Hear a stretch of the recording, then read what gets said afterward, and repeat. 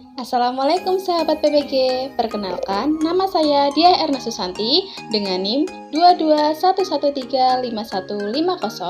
Saya merupakan mahasiswa PPG Prajabatan Gelombang 1 di Universitas Sanata Dharma Yogyakarta. Pada kesempatan kali ini, saya akan memaparkan panduan observasi yang telah saya buat terkait panduan observasi karakteristik peserta didik di sekolah dasar.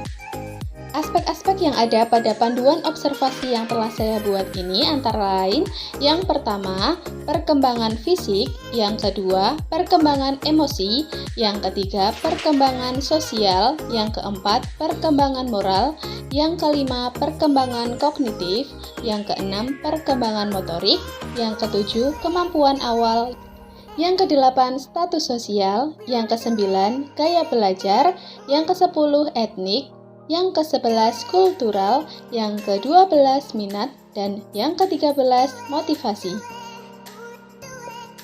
Aspek yang pertama adalah perkembangan fisik. Di sini saya akan mengobservasi peserta didik terkait berapa usia peserta didik, kemudian berapa berat badan dan tinggi badan peserta didik, kemudian apakah perkembangannya sesuai dengan usia peserta didik tersebut, dan yang terakhir, apakah ada gangguan pendengaran atau penglihatan peserta didik tersebut. Aspek yang kedua adalah perkembangan sosio-emosional. Di sini saya akan mengobservasi peserta didik terkait bagaimana interaksi peserta didik dengan guru. Yang kedua, bagaimana siswa menjalin hubungan dengan orang lain.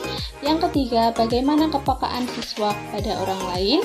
Yang keempat, bagaimana siswa mengontrol emosinya. Selanjutnya adalah aspek perkembangan moral. Di sini saya akan mengobservasi peserta didik terkait apakah siswa itu memulai pembelajaran dengan berdoa, kemudian apakah siswa juga berdoa setelah mengakhiri pembelajaran, kemudian apakah siswa pernah melanggar aturan di sekolah, dan yang terakhir, apakah siswa menghormati orang yang lebih tua. Aspek yang keempat adalah perkembangan kognitif. Di sini saya ada 3 pertanyaan.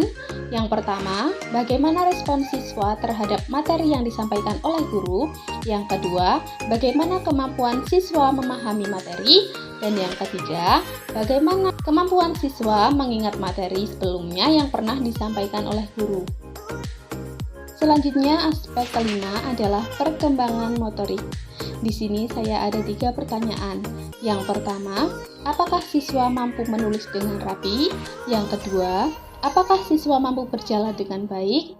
Dan yang ketiga, apakah siswa mampu menggerakkan semua anggota tubuh?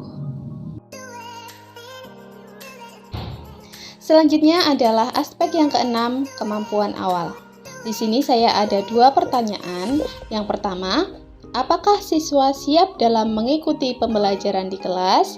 Dan yang kedua, bagaimana kemampuan dasar siswa akan sesuatu hal yang baru? Aspek ketujuh adalah status sosial. Di sini saya ada 2 pertanyaan. Yang pertama, apakah siswa berteman tanpa memandang status sosial temannya? Yang kedua, apakah semua siswa mendapat hak dan layanan pendidikan yang setara? Selanjutnya adalah aspek gaya belajar. Di sini saya ada 3 pertanyaan.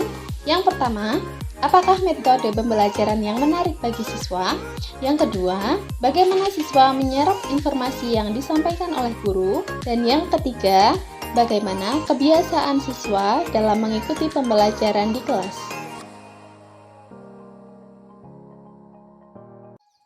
Aspek selanjutnya adalah aspek etnik dan kultural. Di sini saya ada 3 pertanyaan untuk kedua aspek tersebut. Yang pertama adalah, apakah siswa menghormati teman atau guru yang beragama lain? Yang kedua, apakah siswa mampu menghormati keberagaman budaya di sekolah? Dan yang ketiga, bagaimana kemampuan siswa dalam berbahasa daerah? Aspek selanjutnya adalah minat.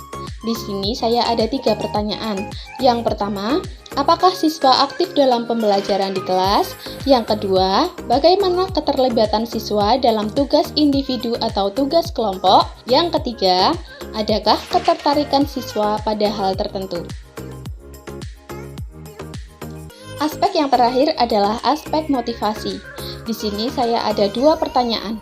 Yang pertama, apakah siswa mampu mengerjakan tugas tepat waktu? Yang kedua, apakah siswa mampu mengerjakan tugas dengan tuntas? Demikian yang dapat saya sampaikan terkait pedoman observasi karakteristik peserta didik di sekolah dasar. Terima kasih atas perhatian teman-teman semua. Saya akhiri. Wassalamualaikum warahmatullahi wabarakatuh.